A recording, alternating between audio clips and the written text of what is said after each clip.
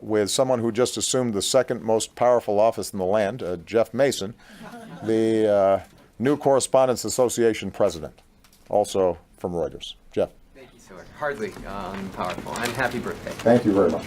As Islamic State loses territory, you and other officials have said that it is becoming a more traditional terrorist group. Are you satisfied that the United States and its allies have shifted strategy sufficiently to address that change?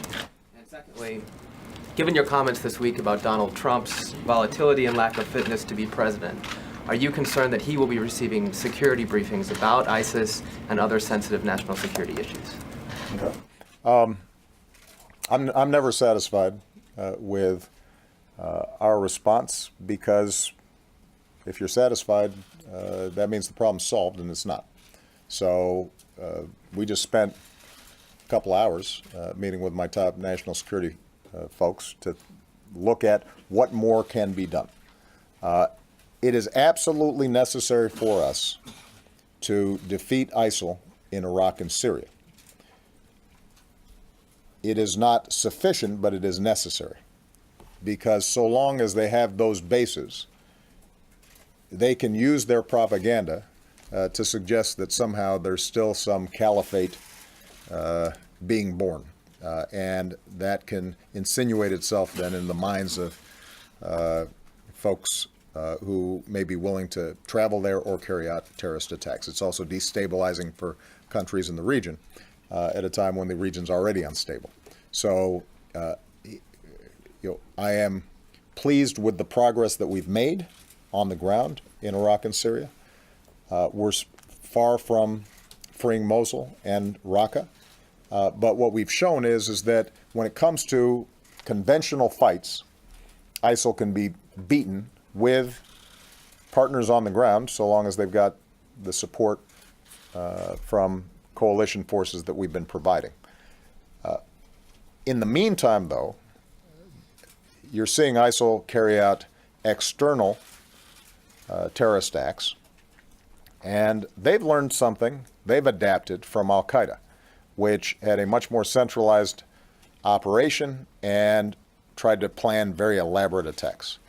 And what ISIL has figured out is that if they can convince a handful of people, or even one person, to carry out an attack on a subway or at a parade or some other public venue and kill scores of people as opposed to thousands of people, it still creates the kinds of fear and concern that elevates their profile. So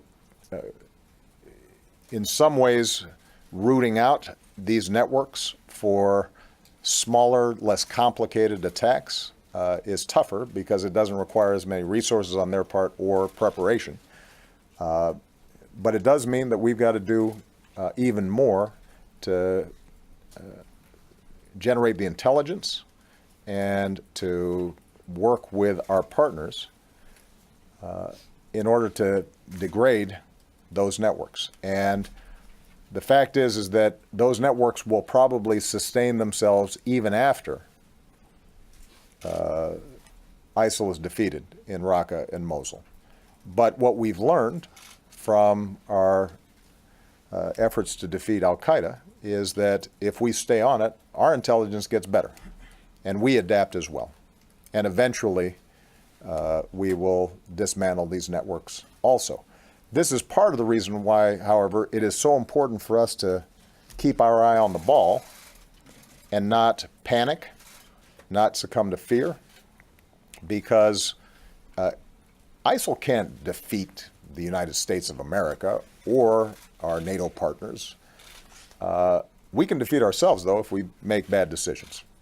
And we have to understand that as painful and as tragic as these attacks are, that we are going to keep on grinding away, preventing them wherever we can, using a whole of government effort to knock down their propaganda, to disrupt their networks, to take their key operatives off the battlefield, and that eventually we will win. But if we start making bad decisions, indiscriminately killing civilians, for example, in some of these areas, instituting offensive religious tests on who can enter the country, those kinds of strategies can end up backfiring. Because in order for us to ultimately win this fight, we cannot frame this as a clash of civilizations between the West and Islam. That plays exactly into the hands of ISIL and the perversions, the perverse interpretations of Islam that they're putting forward. As far as Mr. Trump, we are going to go by the law, which is that, and both the tradition and the law, that if somebody's the nominee, the Republican nominee for president, they need to get a security briefing so that if they were to win, they are not starting from scratch in terms of being prepared for this office. And I'm not going to go into the details of the nature of the security briefings that both candidates receive. What I will say is that they have been told these are classified briefings. And if they want to be president, they got to start acting like president. And that means being able to receive these briefings and not spread them around. Are you worried about that? Well, I think I've said enough on that.